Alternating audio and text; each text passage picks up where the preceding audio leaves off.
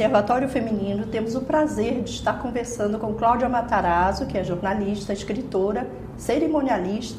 E eu não poderia deixar de perguntar para você, Cláudia, que nos chocou bastante, todos os cerimonialistas do Brasil viram uma cena, no mínimo, desrespeitosa com a nossa bandeira nacional no dia do discurso da presidente Dilma Rousseff, no dia da reeleição, que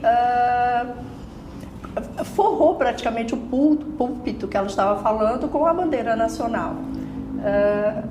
Bom, é bom até a gente falar disso, porque muita gente pode achar que isso, mas e daí? Agora todo mundo usa bandeira nas costas, usa bandeira nas ruas, como canga na praia. Então vamos entender essa coisa da bandeira, né?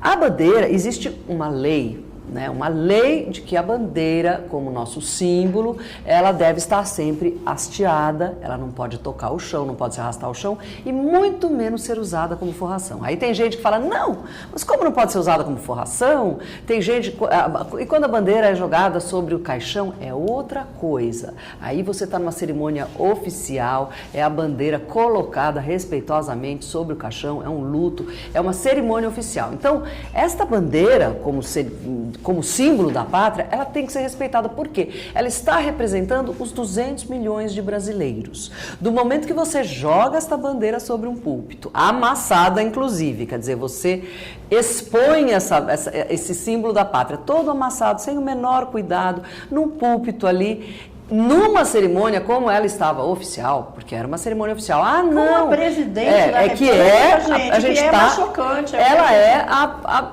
maior mandatária, né, do Brasil. Então, mas ela estava numa festa de comemoração. Não, ela é a presidente, candidata ou não, ela é a presidente, e aquela era uma festa enorme que o Brasil inteiro estava assistindo. Então você não pode dar esse exemplo de desrespeito a um rito. Porque é um rito.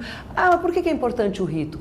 Porque se você não preserva a tradição, o rito, aquilo que a lei do seu país está falando, você não tem condição de dar exemplo nenhum. Não tem parâmetros, né? Então, só para entender um exemplo que o Mário Ameni, que também é cerimonialista, que ele deu, que eu achei corretíssimo, ele falou, olha, é a mesma coisa que a escola de samba está na avenida, a porta-bandeira perde ponto se esta bandeira tocar o chão. E perde ponto também se acontecer outra coisa. E é a bandeira da escola de samba. Não estamos falando da bandeira nacional, do símbolo da nossa pátria. Então tem que ser respeitado. Mas e a bandeira no jogo de futebol? Aí você está falando de bandeira festiva. Aquela bandeira do púlpito não era uma bandeira festiva. Era uma bandeira de 4 panos, oficial, numa cerimônia oficial, num discurso da presidente do Brasil. Não poderia estar ali servindo de forração.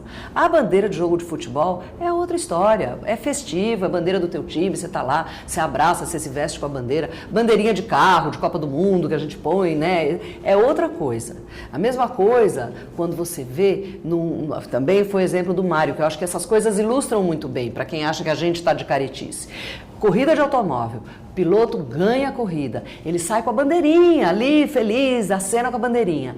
Na hora que ele sobe no púlpito, é uma bandeira ali atrás hasteada, porque é a bandeira oficial, é a cerimônia da entrega daquele prêmio. Então, uma coisa é a bandeirinha festiva, a outra coisa é a presidente do Brasil, em frente a toda a nação, debruçada sobre a bandeira amassada. E ainda que não dá para acreditar, gente, né? Não sei se vocês se recordam que ela se apoiava em si.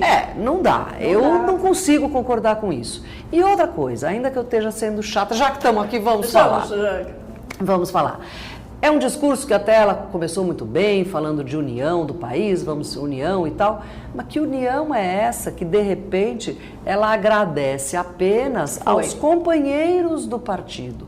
Como PT, assim? E o resto? Cadê essa união, a coligação dos partidos todos que a apoiaram, né? E o próprio adversário, porque esse adversário representa os outros 50 milhões de votos de eleitores, né? Então, que união é essa? Que só agradece aos companheiros do partido?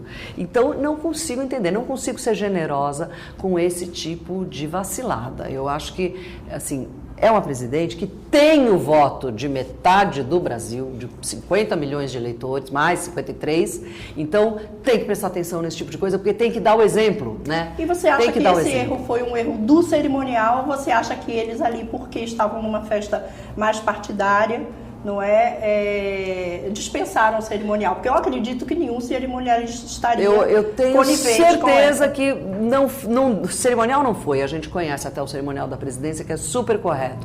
Mas eu acho que nessas festas partidárias e nessas comemorações existe muito esta figura da produção e do marketing. E o marketing, ele tem ideias. O marketing tem muitas ideias, perigoso. Eles são muito criativos. Só que quando é lei, não dá para você ser criativo em cima da lei. Ou você muda a lei, ou você respeita a lei. Não dá para ter ideia em cima da lei. É verdade. E um cerimonialista, ele sabe... E o cerimonialista respeita a lei. No caso ali da presidência, tenho certeza que eles bateriam o pé, sim. Até porque é bonito você ter uma bandeira hasteada atrás. Não precisa estar ali amassada, na frente, jogada. Parecia que ela estava meio que vestindo ali uma coisa de sino. E a né? foto, uma foto horrorosa. A foto posterior da presidente Dilma chega a ser muito feia. Muito feia. Muito feia, porque ela ficou... A perninha por baixo da bandeira, a bandeira amassada, parecia uma saia rodada.